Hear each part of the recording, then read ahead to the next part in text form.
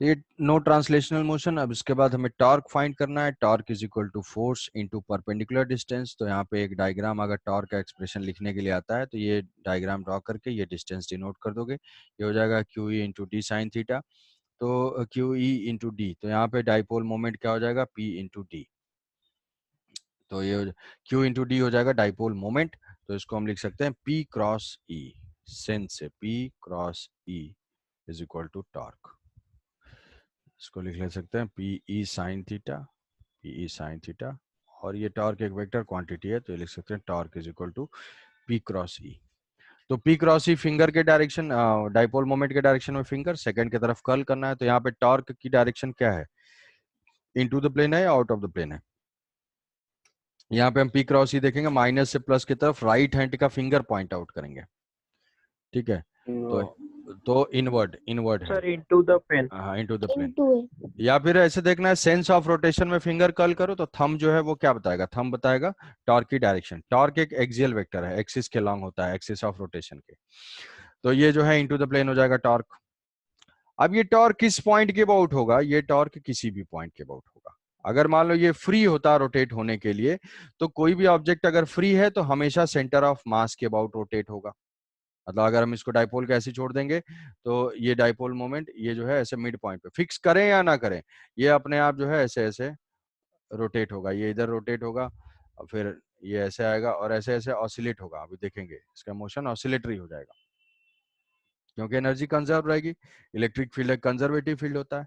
तो यहाँ से आते आते जो वेलोसिटी गेन करेगा वो फिर अपोजिट डायरेक्शन में जाते जाते लूज कर देगा। तो ये ऑसिलेट करता रहेगा।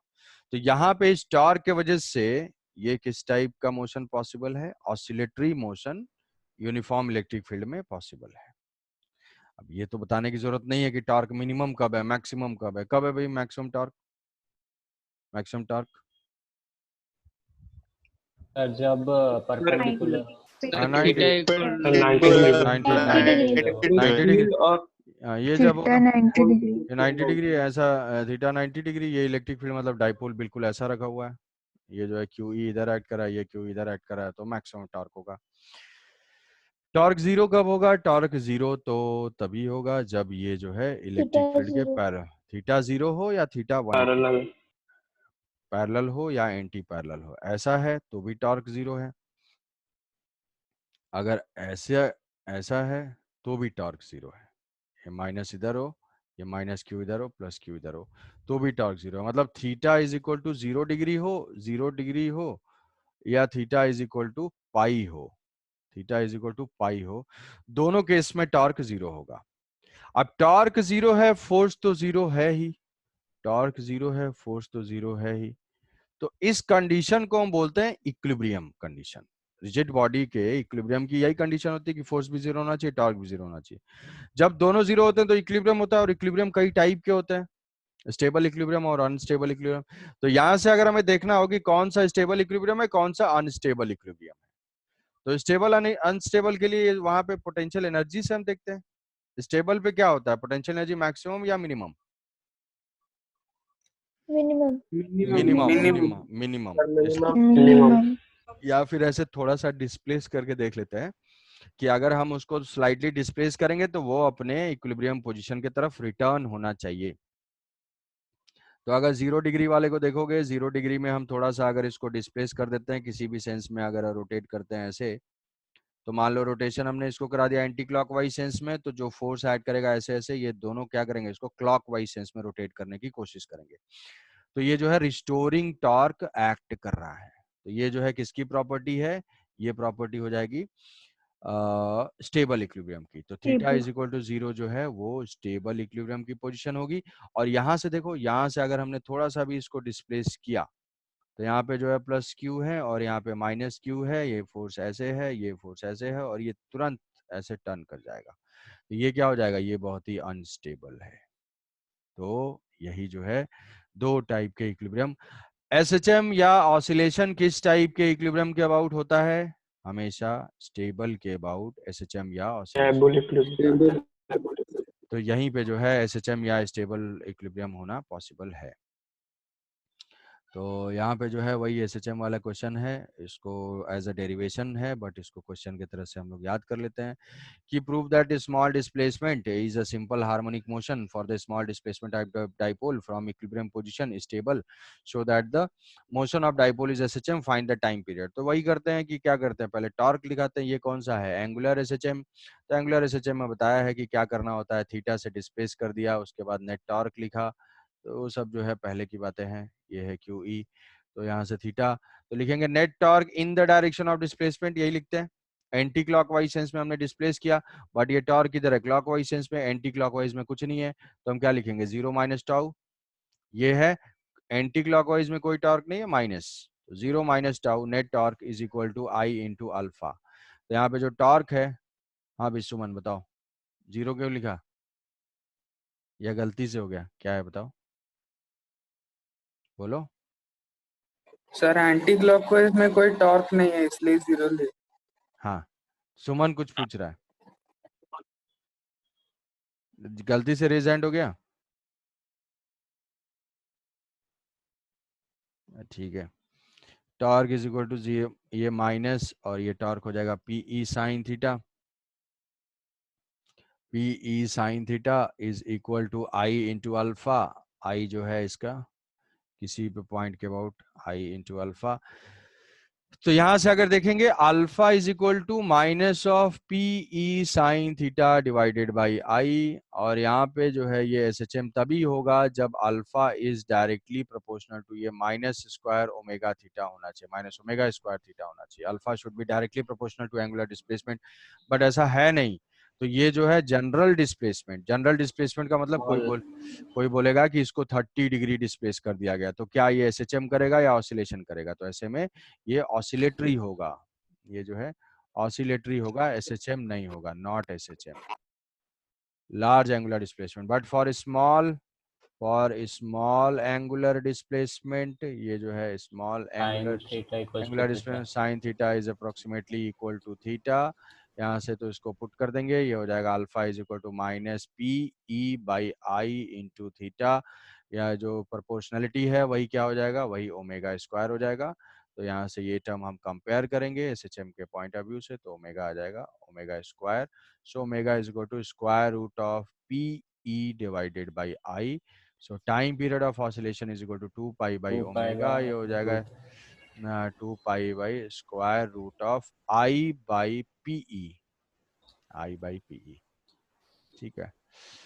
तो ये याद रहे, देखो जैसे अब ये मोमेंट ऑफ इनर्शिया किसके अबाउट, जिस एक्सिस के अबाउट ये रोटेट कर रहा है। अब मोमेंट ऑफ इनर्शिया देखो चेंज करने के लिए अगर मान लो सेम सेम है, एम एम, ये फ्री है, तो इसका मोमेंट ऑफ इनर्शिया क्या हो जाएगा, ये डिस्टेंस क्या डी लिया है, तो ये D by two D by two D by two D by two.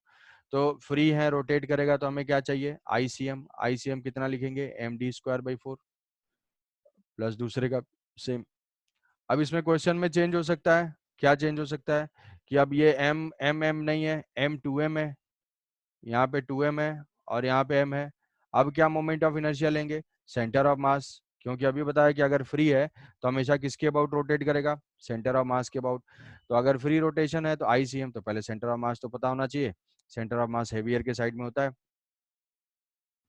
तो हेवियर के साइड में मतलब कौन सा, 1:2 के रेशियो में, याद होगा तो ये हो जाएगा L/3, तो ये आ जाएगा D/3 और ये हो जाएगा 2D/3, D/3 और 2D/3। तो फिर इसका मोमेंट ऑफ इनर्शिया आईसीएम ऐसे लिख लेंगे, क्या हो जाएगा, m इंटू 2D/3 का whole square plus 2m into D/3 का होल स्क्वायर, ऐसा मोमेंट ऑफ इनर्शिया लिख लेंगे। बात आई समझ में, सेम मासेस के होंगे तब लिख लेंगे आईसीएम, अलग अलग मासेस के होंगे तो आईसीएम फाइंड करना पड़ेगा, फिर मोमेंट ऑफ इनर्शिया लिखना पड़ेगा, फिर इसको यहाँ पे डालना पड़ेगा। आई बात समझ में। हाँ सर। और उसके बाद फिर ऐसा हो सकता है, ऐसा क्वेश्चन हो सकता है कि ये बताओ भाई, यहाँ से हमने डिस्प्लेस कर दिया, यहाँ से जो है दे दिया क्वेश्चन तुम्हें ऐसा बहुत, इसी पे क्वेश्चन आएंगे अलग अलग फॉर्मेट में चेंज करके, कि यहाँ से दे दिया कि ये जो है 4 डिग्री से जो है रिलीज कर दिया गया, find the time when it will regain its acquire its original position, acquire its initial position, original position, कि यहाँ से हमने 4 डिग्री तक ले गए और वहां से रिलीज कर दिया। तो हम जानते हैं 4 डिग्री एक स्मॉल है, अब इसमें फाइंड करना है टाइम। टाइम फाइंड करने के लिए तो या तो वो सब है D theta by D T V T, वो सब होता है। अदरवाइज अगर हम ये जानते हैं कि भाई स्मॉल एंगल के लिए तो होता है SHM है, और SHM के लिए ये पोजीशन एक्सट्रीम है, एक्सट्रीम से इक्विलिब्रियम तक आने में हमेशा टाइम कितना लगता है, T/4 लगता है, तो डायरेक्टली बता देंगे T/4 T/4। SHM के पॉइंट ऑफ व्यू से डायरेक्ट कोई पूछेगा what is the maximum velocity, maximum velocity कोई कहेगा फाइंड देखो ध्यान से, important question, find the angular velocity, find the angular velocity of the dipole when it acquires it in natural position or original position या horizontal position। तो SHM ऐसे सोचोगे तो टेंशन हो जाएगी, ऐसे SHM से सोचोगे तो ये जानते हो कि मैक्सिमम ओमेगा क्या होगा, omega maximum is equal to, linear में क्या था, V maximum is equal to A into omega.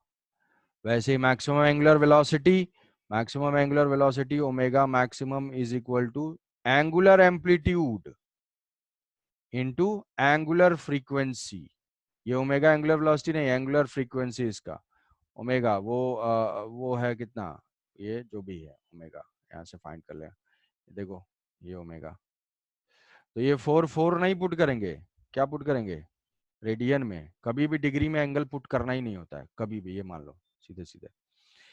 तो यहाँ पे हम ये पुट कर देंगे, इसको रेडियन में कन्वर्ट कर देंगे, ये हो जाएगा pi into 4 divided by 180 into, अभी एंगुलर फ्रीक्वेंसी फाइंड किया, क्या है वो, √PE/I, √PE/I, ये हो जाएगी मैक्सिमम एंगुलर वेलोसिटी। तो SHM का कॉन्सेप्ट यूज करेंगे, तुरंत आंसर बता देंगे, तुरंत। मैक्सिमम वेलोसिटी ओमेगा है, maximum acceleration omega square theta. Otherwise फिर हम energy conservation, work energy theorem, net work done, ये वो करने जाएंगे, बहुत टाइम वेस्ट हो जाएगा। ठीक है, तो ये हुआ प्रीवियस नॉलेज का एप्लीकेशन यहाँ पे। तो देखो इसमें कुछ भी नया नहीं है, बट अप्लाई हो रहा है, एप्लीकेशन नया है। तो ठीक है, आज इतना ही रखते हैं, नेक्स्ट क्लास में हम लोग ये खत्म कर लेंगे। आज की क्लास आज इतना ही रखते हैं।